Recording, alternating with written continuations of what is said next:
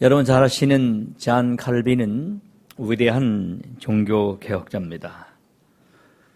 그분이 이런 말을 남겼습니다. Corumeum tibi opero domine prompte et sincere.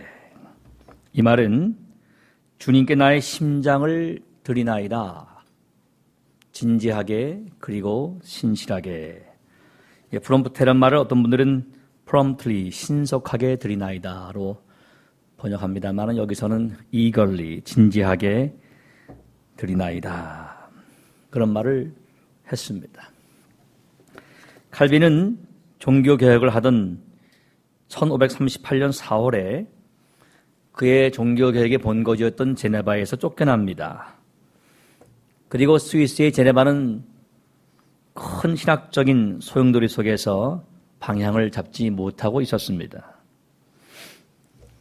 제네바를 떠난 칼빈이 독일과 프랑스 접경지인 스트라스부르크에서 3년간의 피난 생활을 하고 있을 때에 또 다른 종교개혁자 중 한 사람인 기욤 파렐이 그를 속히 제네바로 오라고 요청을 합니다. 이때 그는 하나님께 자신의 생명을 드린다는 각오로 칼빈은 1541년 제네바 교회로 다시 돌아오면서 파렐에게 쓴 편지의 내용이 바로 주님께 나의 심장을 드리나이다. 진지하게 그리고 진실하게 이런 글을 편지로 남겼습니다. 여러분들은 주님께 신속하게 혹은 진지하게 또 신실하게 여러분들의 심장을 드릴 수가 있겠습니까? 저에게 먼저 묻습니다. 나는 그렇게 할 수 있는가? 오늘 설교의 시작부터 내 심장을 주께 드릴 수 있는가라는 급진적인 단어를 사용하면서 여러분들을 도전하는 것은 내 신앙의 현 주소를 한번 돌아보자는 것입니다. 과연 내 심장을 주님께 진지하게 신실하게 드릴 수 있는 헌신의 자세가 지금 나에게 있는가를 돌아보자는 것이죠. 내가 얼마나 주님과 가까운 생활을 하고 있는가, 얼마나 내 심령이 오늘 시편 42편의 고백처럼 얼마나 주님을 갈급해하고 있는가, 사슴이 시냇물을 찾기에 갈급함같이 내가 내 영혼이 얼마나 주 예수 그리스도를 갈망하고 사는가, hunger for God, 주님을 배고파하는가를 돌아보자는 것입니다. 주님께 심장을 드린다는 것은 내 모든 것을 드린다는 고백이죠. I offer my heart to you, Lord. 주님께 내 심장을 드립니다. 나의 가슴과 영혼을, 내 생명을 주님께 드립니다. 여러분, 어떻게 저와 여러분이 우리 심장을 하나님께 신속하게 혹은 진지하게 또 신실하게 드릴 수가 있겠습니까? 우리가 어찌 저 그림에 나오는 에콰도르의 아우카 부족의 창에 찔려서 순교한 짐 엘리엇과 그의 친구 4명과 같이 우리 심장을 주 앞에 내놓을 수가 있겠습니까? 그러니까 오늘은 나의 심장을 주님께 라는 제목의 말씀을 전하면서 우리가 얼마나 주님을 두려워하고 사랑하고 있는 것에 있는가에 대한 내 신앙의 현 주소를 찾고자 이런 설교 제목을 걸고 말씀을 준비를 했습니다. 나의 심장을, my heart, 내 심장을 주님께, to God. 주님께 심장을 드리는 헌신의 삶. 주님이 없이는 한시도 살 수 없는 주님과 가까운 삶을 살기 위해서 시편 기자처럼 하나님을 찾기에 갈급한 심정으로 살기 위해서는 하나님을 향한 2가지 마음이 필요하다 느껴봅니다. 하나는 하나님을 두려워하는 마음이고 다른 하나는 하나님을 사랑하는 마음입니다.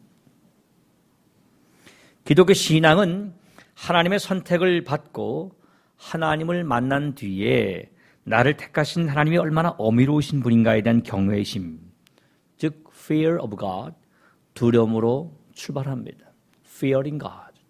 하나님을 얼마나 무서워하는가, 얼마나 하나님 앞에 떨고 있는가, 얼마나 나의 삶이 고람되어 주 앞에 서 있는 in the presence of God, 하나님의 임재 앞에 있는 삶인가를 보는 것입니다. 그러니까 두려움이죠.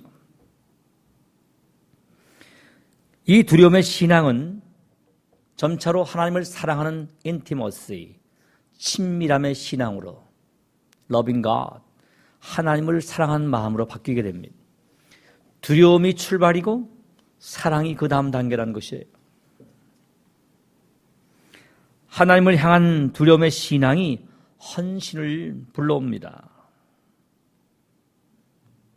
하나님을 두려워한 사람만이 두렵고 떨림으로 구원을 이룰 것이고 동시에 미래 주님의 심판날을 바라보면서 언젠가 우리의 삶이 계수가 될 것이다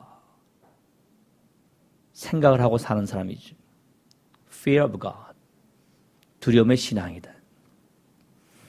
그 신앙이 우리의 신앙이 될 수 있기를 축복합니다. 하나님을 두려워해야 돼요. 그래서 두려움이 바로 헌신을 불러옵니다. 두려움은 헌신을 가져온다.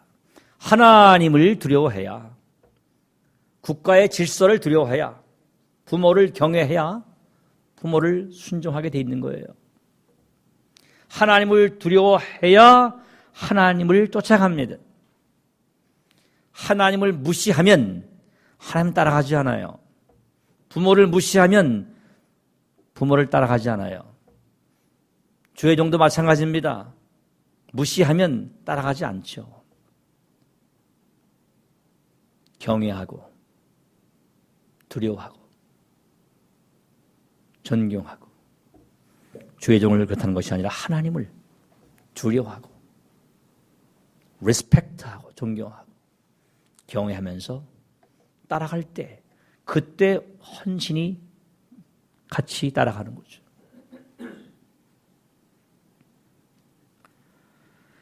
부모를 어려워하면서 부모와 친밀한 사랑을 나누는 것처럼 하나님을 어려워하면서 또한 하나님을 사랑하게 됩니다.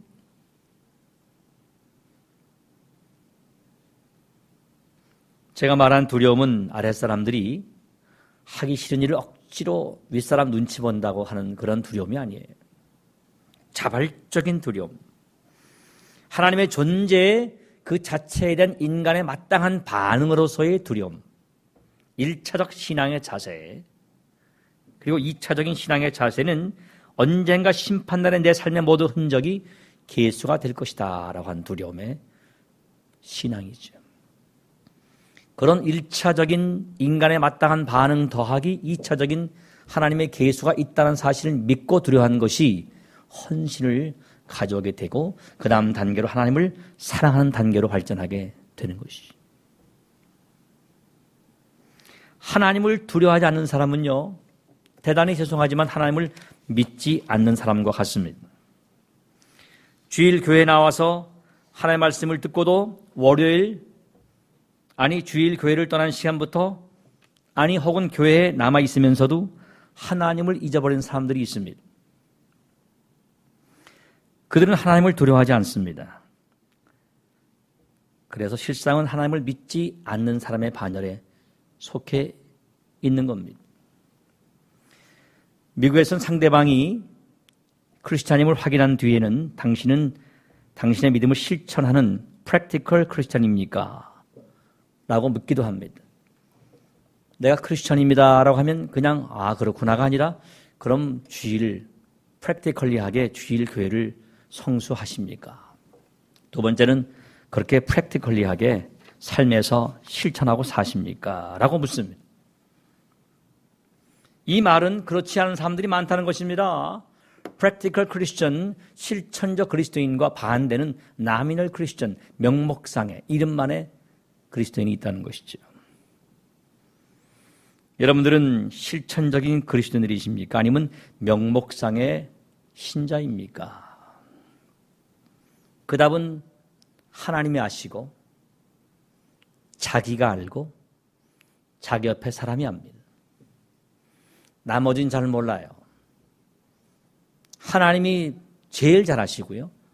두 번째 잘 아는 사람은 자기입니다. 나는 과연 프랙티컬 크리스천인가? 나미널 크리스천인가? 이 시간 돌아보시기 바랍니다. 아니면 문의는 그리스도인인데 삶에서 그리스도인의 모습을 전혀 볼 수 없는 실천적인 무신론자들인가? 이 무서운 말이죠. 이론적으로 예수 안 믿어요. 난 무신론자요. 에이티스트요. 라고 말하는 사람보다 더 무서운 것은 난 믿어요 하면서 삶에서 하나님이 안 보이는 실천적 무신론자가 더 무섭습니다. 영광이 되지 않기 때문에 그렇죠. 실천적 신자가 될 수 있기를 축복합니다. 그 진짜 신자인 거죠. 하나님을 두려워하는 그리스도인들은 실천적 신자로 삽니다. 그리고 이 두려움은 사랑의 단계로 발전해서 두려움과 사랑이 우리를 천국으로 이끄는 천국 마차의 두 바퀴가 됩니다. 따가닥 굴러가는데 두려움의 한 바퀴와 사랑의 한 바퀴가 같이 나란히 균등하게 열을 맞춰서 굴러가는 것이죠. 그러면 천국에 무사하게 다다르게 될 것입니다. 두려움은 하나님께 가까이 나가게 하고 사랑은 서로 사랑하게 되면 가까이 있고 싶어하는 것처럼 주님께 더 가까이 다가서게 합니다. 따라서 지금 내가 주님과의 거리가 멀다면 우리는 주님을 두려워하지도 않고 주님을 사랑하지도 않는 사람이 분명해요. 이러쿵저러쿵 다른 리트머스 시험지가 없습니다. 다른 시금석이 필요 없어요.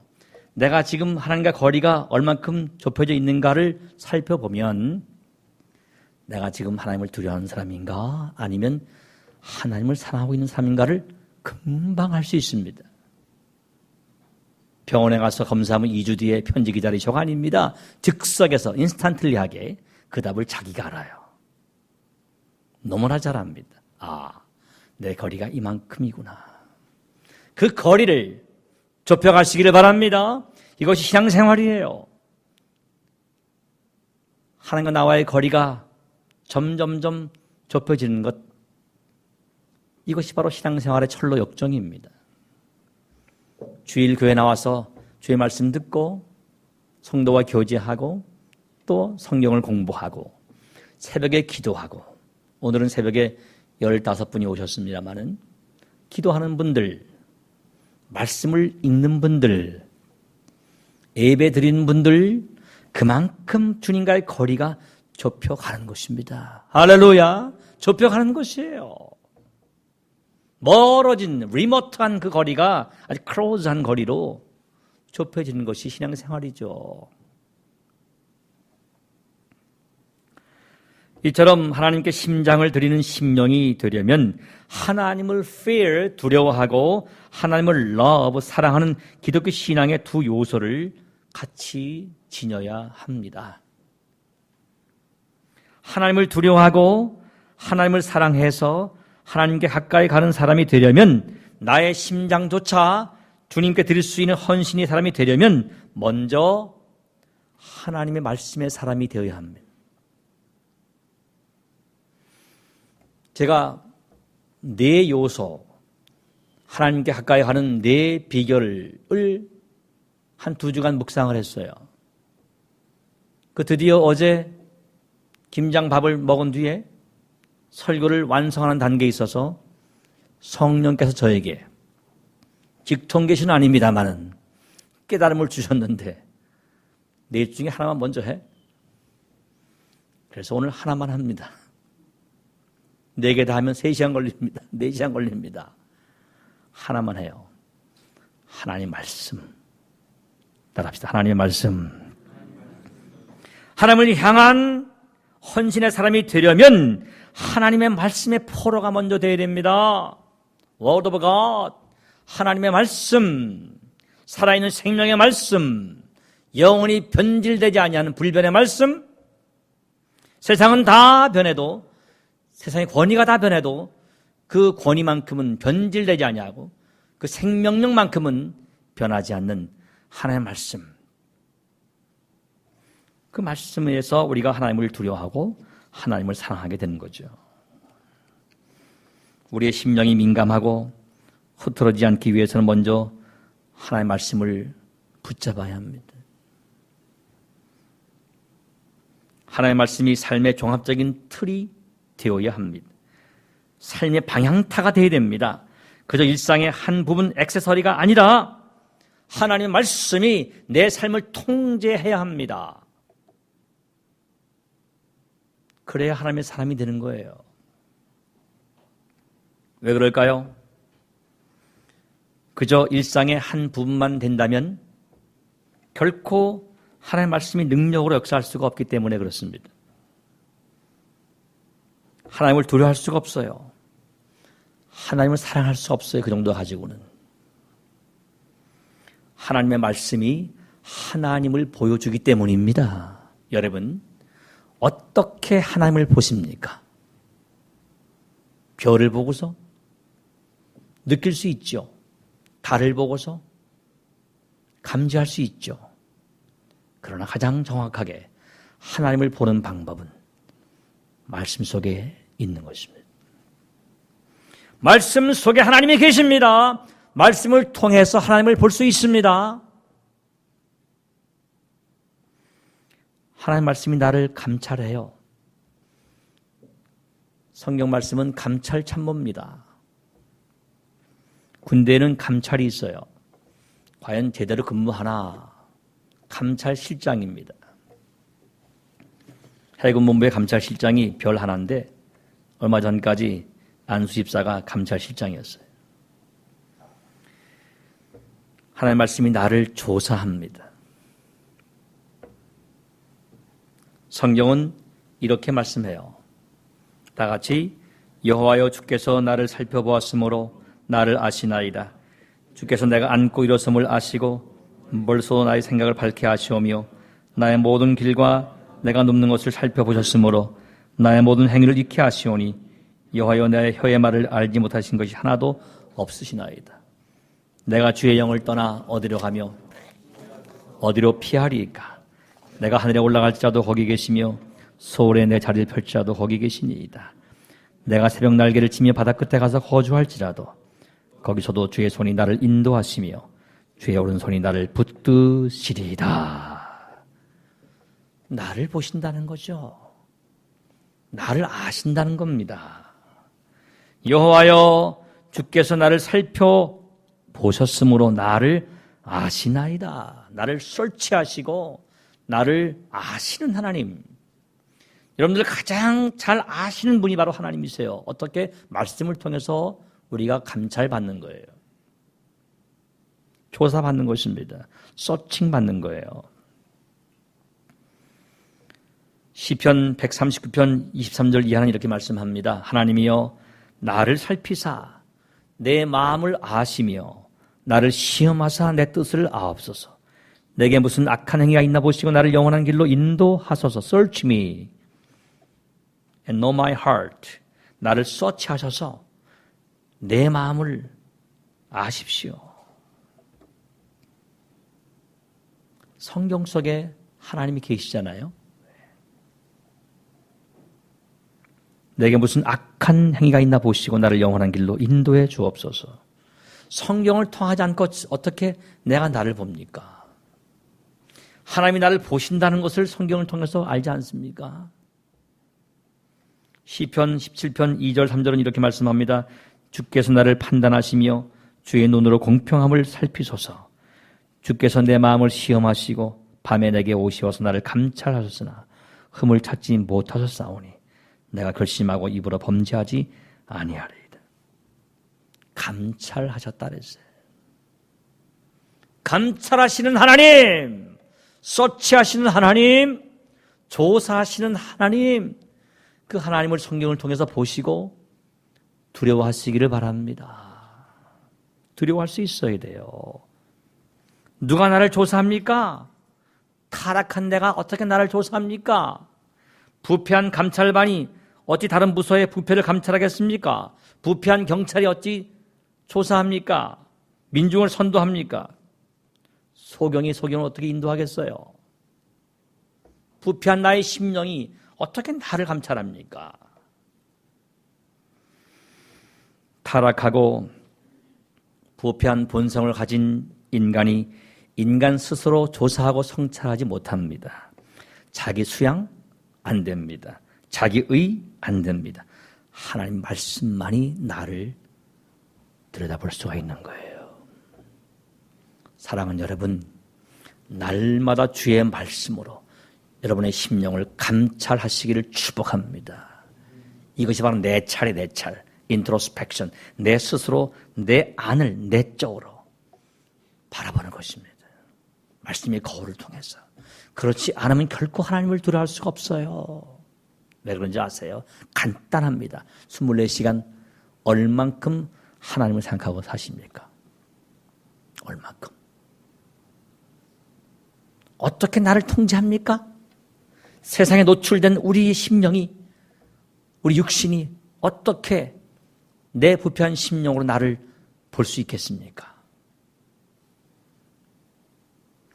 주님이 나를 살펴주시고 나를 조사해 주시고 나를 아시고 나를 시험하시니 어찌 내가 주님을 두려워하지 않겠습니까? Fear of God. 주님이 나를 보신다는 사실 얼마나 놀랍습니까? 우리가 주님께서 나를 보신다는 사실을 또 어떻게 합니까? 성경을 통해서 알지 않습니까? 하나님을 통해서 또 성경을 통해서 우리는 놀라고 있는 것입니다. 아, 나를 지켜보고 계시구나. 나를 워치하고 계시구나. 그래서 두려운 것입니다. 저는 우리 부산동식교회 성도들이 하나님을 두려워하는 분들이 많았으면 좋겠어요. 말 한마디, 행동 하나하나 하나님 앞에서 하는 것처럼 하면 좋겠습니다. 고람돼요. 3, 4, 1원 저도 자주 실수합니다만 3번 생각하고 1번 말하면 좋겠습니다. 제 자신에게 먼저 설교합니다. 어떻게 나를 압니까? 말씀을 통해 아는 거죠. 두렵습니다. 하나님의 말씀은 우리를 두렵게 하는 경보장치이고 동시에 그 자체가 심판이고 그 자체가 능력입니다. 그러기에 하나님의 말씀이 우리를 하나님께 가까이 가게 하는 비밀 병기가 되고 엄청난 능력을 지닌 무기가 되는 거죠. 그 무기를 우린 갖고 있지 않습니까? 여러분에게 묻습니다. 얼마나 성경을 사랑하십니까? 예, 전 성경을 너무나 사랑해서 금이야 옥이야 잘 보관합니다. 한 번도 열지 않습니다. 찢어질까 봐, 때 묻을까 봐. 일주일에 잘 간직했다 한 번 주일 교회 올 때 차 안에 있는 혹은 책상 위에 있는 혹은 어디에 둔지 몰라서 한참 찾아야 하는 그 성경책을 전 사랑하고 있습니다. 그러십니까, 여러분? 말씀을 가까이 하시기를 바랍니다. 하나님이 가까이 보일 것입니다. 말씀을 읽으시기 바랍니다. 말씀을 읽으세요. 말씀을 들으세요. 드디어 하나님을 두려워하게 될 것입니다. 그 결과 하나님께 가까이 나가게 될 거예요. 얼마나 하나님을 두려워했으면 주의 말씀을 지키겠다고 시편 기자는 몸부림치고 있지 않습니까? 죄 짓는 것이 너무나 두려워서 주의 말씀을 내 마음에 두었다고 고백하지 않습니까? 죄 지을까 두려워서 주의 말씀을 내 가슴 속에 두었나이다. 두었나이다. 시편 119편 9절 이하는 이렇게 말씀하죠. 다 같이 청년이 무엇으로 그 행실을 깨끗하게 하리이까 주의 말씀만 지킬 따름이니이다. 내가 전심으로 주를 찾아싸우니 주의 계명에서 떠나지 말게 하소서. 내가 주께 범죄하지 아니하려 하여 주의 말씀을 내 마음에 두었나이다. 내 마음에 두었나이다. 세상을 둔 것이 아니라 주의 말씀을, 주의 생명책을 내 가슴판에 새겼나이다.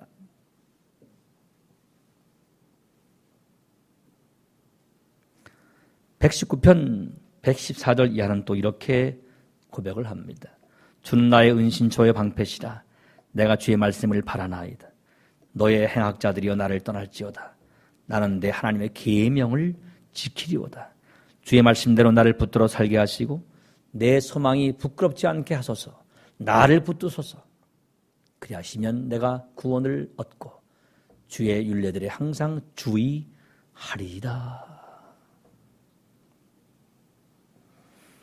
제가 이번 말씀은 성경이 비교적 많습니다만 시편, 여러분 얼마나 시편이 좋은지 몰라요. 저 뒤로 갈수록 더 좋습니다. 네. 129절, 131절은 이렇게 말씀하고 있어요. 주의 증거들은 놀라움으로 내 영혼이 이를 지키나이다. 주의 말씀이 너무나 놀라워서, 너무나 두려워서 내 영혼이 이 말씀들을 지킵니다. 주의 말씀을 열면 빛이 비치어서 우둔한 사람들을 깨닫게 하나이다. 내가 주의 계명들을 사모함으로 내가 입을 열고 헐떡 였나이다. 헐떡 였나이다. 주의 계명을 너무나 사모하고 갈망함으로 헐떡 했나이다.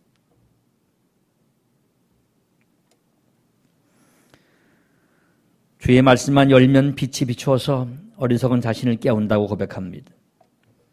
심지어 내가 주의 계명을 너무나 사모하고 갈망해서 입을 열고 헐떡인다고 합니다.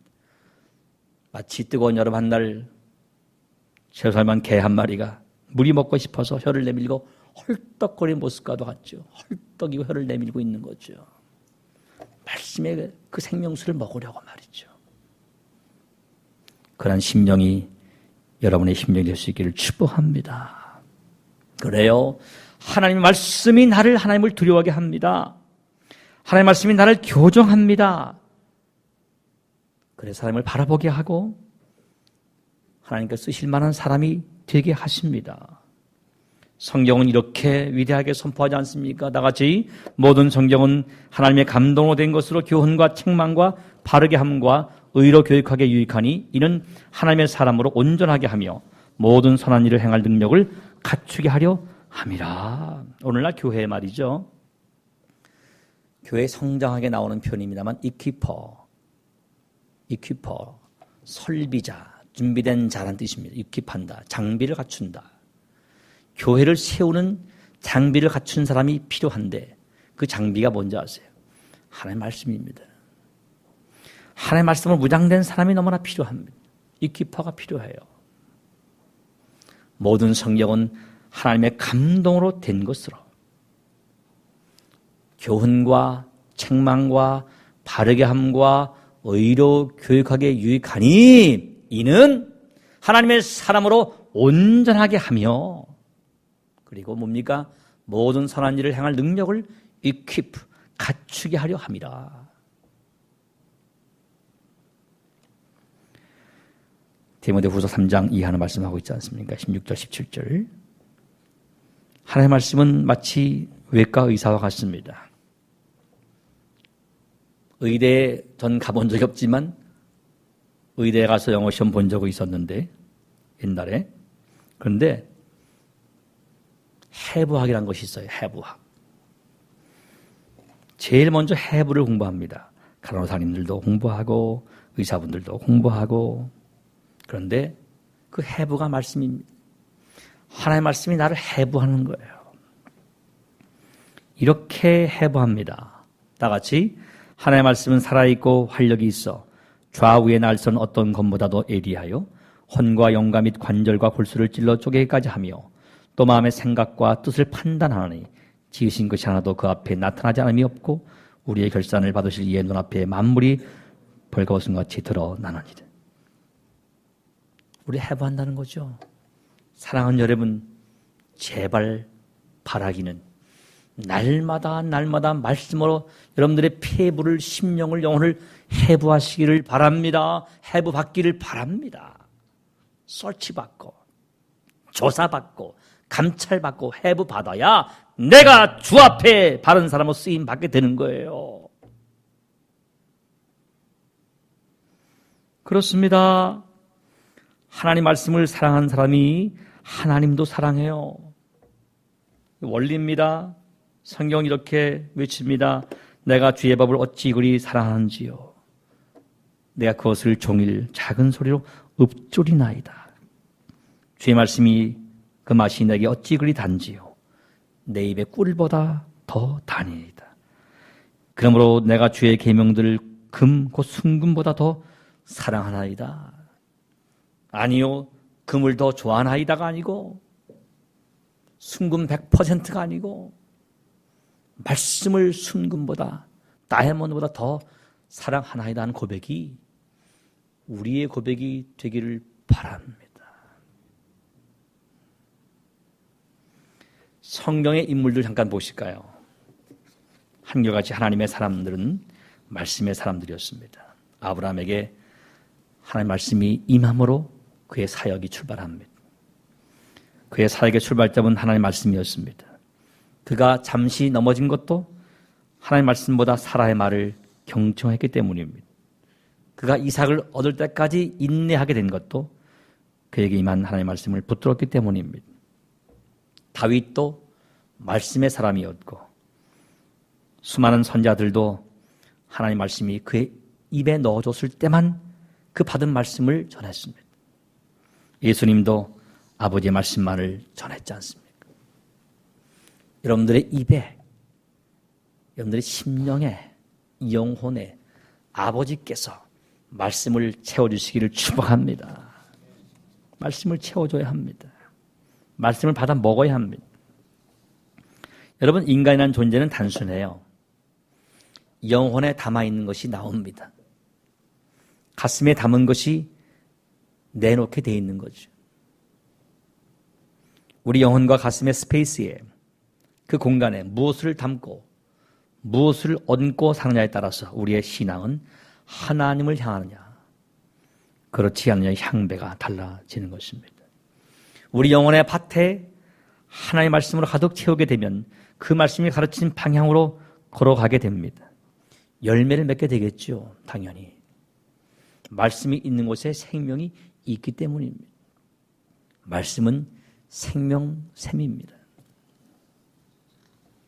우리 부산동신교회는 말씀의 생명샘이 흘러넘치기를 축복합니다. 그래서 받아먹고 또 내놓고 성경의 인물뿐 아니라 역사를 빛낸 수많은 그리스도인들은 한결같이 하나님의 말씀의 사람이었어요. 그중 링컨을 기억합니다. 저는 링컨 전기를 동화책으로 먼저 봤습니다. 은혜가 되었어요. 그가 어린 시절 책이 딱 4권 있었습니다. 그 중에 한 권이 어머니가 돌아가실 때 그에게 준 낡은 가죽 성경이었어요. 어머니 낸시가 에이브야 이 성경책을 너의 삶의 지표로 삼거라. 그 에이브라함은 그 성경을 늘 읽었습니다. 16세에 오하이오 강에 나룻배를 지으면서 돈이 없어서 그 삭스로 공부를 했었는데 배를 지을 때에 자기 배에 탄 정치인들, 예술가들의 말을 들으면서 꿈을 키웠습니다. 나도 저렇게 돼야지. 말씀은 꿈이에요. 말씀은 비전입니다. 말씀은 통찰력입니다. 그 말씀 속에서 비전을 키웠습니다. 그리고 대통령이 되었어요. 성경의 힘으로 꿈을 이룬 대통령 링컨이라는 책이 있습니다. 링컨의 성공 비결은 바로 성경의 힘이었다는 거죠. 그가 대통령 취임석상에서 조그맣고 낡은 성경책을 들고 나와서 이렇게 고백했다고 합니다. 이 낡은 성경책은 바로 어머니께서 저에게 물려주신 가장 값진 유산입니다. 저는 이 성경책으로 말미암아 대통령이 되어 여기 이 자리에 서게 되었습니다. 저는 이 성경 말씀대로 이 나라를 통치할 것을 약속드립니다. 할렐루야. 그런 대통령이 나왔으면 좋겠습니다. 제발. Please.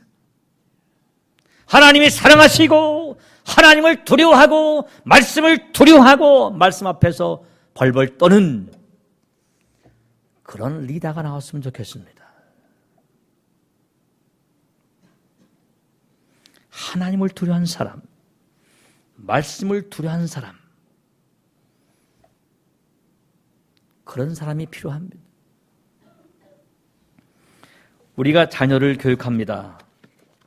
이 자리에 아직도 어린 자녀 두신 분들 제가 도전합니다.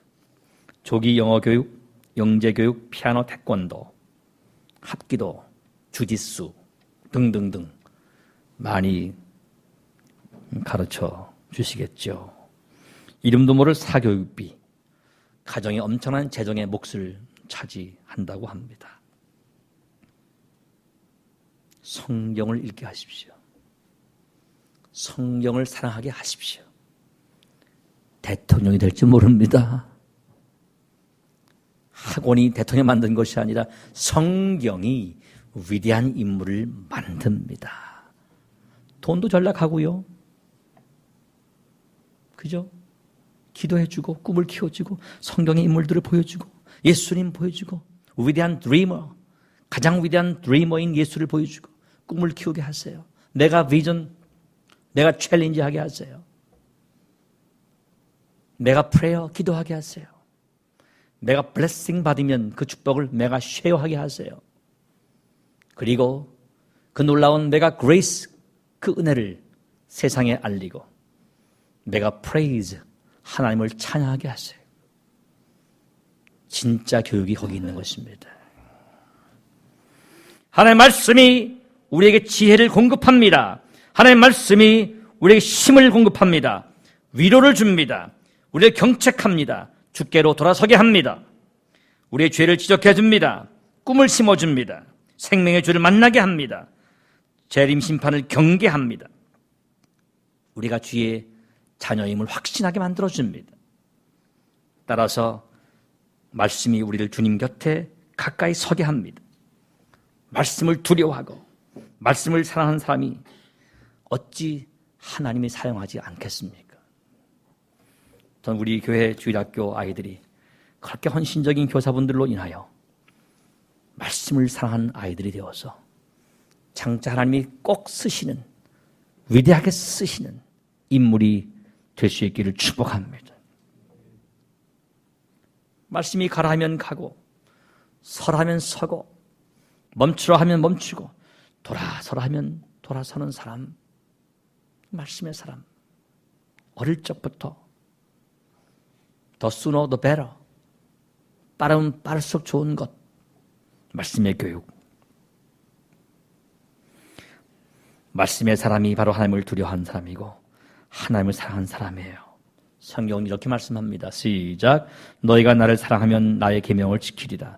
나의 계명을 지키는 자라야 나를 사랑하는 자니 나를 사랑하는 자는 내 아버지께 사랑을 받을 것이요 나도 그를 사랑하여 그에게 나를 나타내리라. 말씀의 결론 부분을 합니다. 따라서 하나님의 말씀과 하나님을 향한 두려움과 신앙과 친밀한 사랑의 신앙은요, 불가분의 관계입니다. 하나님의 말씀을 사랑하지 않는 그리스도인이 신앙생활을 제대로 할 수가 없어요. 만무합니다. 그건 원리입니다. 아유, 목사님 길이 있어요. 저한테 가르쳐 주세요. 나도 한번 해보게. 없습니다. 여러분 삶의 힘이 하나님의 말씀이 될 수 있기를 축복합니다. 말씀이 힘이다라는 한글로 번역된 A.W. 토저 목사님의 God's Power for Your Life, 당신의 생을 위한 하나님의 능력이라는 책이 있습니다. 토저 목사님이 이렇게 말씀하세요. 제가 새벽에 이 책을 보면 얼마나 은혜 받았는지 몰라요. 쉬운 얘기들이지만 전능하신 하나님은 그분의 말씀과 그분의 아들을 통해 지고의 권위를 행사하신다. 구약과 신약은 모두 하나님의 지고의 권위를 분명히 선언한다. 하나님 말씀을 통해 그분의 권위를 행사하시고 인간에게 말씀하시고 그분의 뜻을 알려주신다. 성경은 하나님께서 숨을 불어넣으신 말씀이며 불멸의 말씀이자 영원한 말씀이다. 믿습니까? 믿으셔야 합니다. 토저 목사님은 또 이렇게 일갈합니다. 하나님의 말씀은 우리에게 두려움인 동시에 소망이다. 전 너무 고마웠어요. 제가 두려움을 설교를 쭉 필사했는데 이분도 말씀은 우리에게 두려움인 동시에 소망이다 말씀하셨어요. 그분의 말씀은 죽이기도 하고 살리기도 한다. 그분의 말씀에 믿음과 겸손과 순종으로 반응하면 그 말씀이 생명을 주고 깨끗하게 하며 우리를 먹이고 보호해 준다. 그러나 불신앙으로 그 말씀을 막거나 거부하면 그 말씀은 그것을 주신 하나님 앞에서 우리를 고발한다. 권위 있는 하나님의 말씀은 경고이자 초대장이다. 그리고 같은 책 8장에서 사람의 마음을 차지하기 위한 끝나지 않은 싸움이 있다. 하나님의 형상으로 창조된 보물이라고 할 수 있는 인간의 마음을 통제하겠다고 서로 다투는 존재들이 있다. 그 두 당사자는 불경건한 자와 주님이시다 그랬어요. 누가 당신의 마음을 통제하고 있는가라고 그는 끝을 맺습니다. 그리고 이렇게 위대한 말씀을 선포해요. 땅이여 땅이여 땅이여 여호와의 말을 들을지니라. 예레미야 22장 29절 말씀으로 가름해요. 땅이여 땅이여 땅이여 땅의 사람이여 땅의 사람이여 땅의 사람이여 여호와의 말을 들을지어다. Hear the word of God. 주의 말씀은 내 발의 등이요 내 길의 빛이라 말씀합니다. 한 사람을 소개하고 설교를 가름하기를 원해요. 저 지도를 자세히 보시면 빨간 점이 있고 조그마한 섬이 있습니다. 저는 어제 이 청년의 글을 읽고 많이 울었습니다. 말씀을 사랑하고 하나님의 말씀을 두려워하고 그래서 하나님을 만났던 사람의 이야기. 하나님을 만난 뒤에 그가 주신 소명과 사명을 발견하고 자신의 심장을 기꺼이 드린 청년의 이야기입니다.